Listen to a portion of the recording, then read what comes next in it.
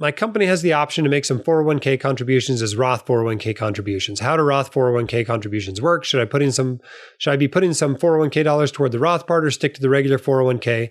I'm early career and currently contributing the max to the 401k. The employer contributes through a profit sharing model that I don't qualify for yet because I have to be employed 2 years plus first. Okay, here's the way they work. If you put money into a tax-deferred 401k, that money is not taxed that year.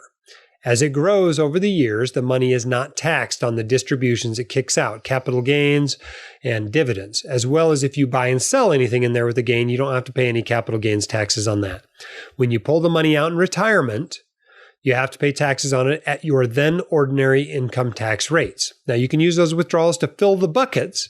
You take out enough to fill up the 10% bucket and the 12% bucket and so on and so forth. But they're taxed at ordinary income tax rates.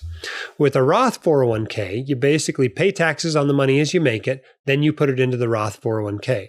It grows tax protected, meaning you don't have to pay taxes as it kicks off dividends, as it kicks off long-term capital gains distributions, or any capital gains you might have as you buy and sell within the account. Then when you take the money out in retirement, you don't have to pay taxes on it. Okay, so it's pre-tax versus essentially an after-tax or a tax-free account.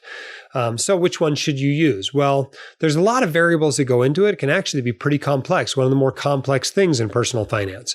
But the general rule of thumb is that in any year where you are not at your peak earnings years, meaning you're a resident, you're a fellow, it's the year you leave your training, it's a year you're on sabbatical, it's a year you take a big long maternity leave or something, that is a year you should do Roth contributions.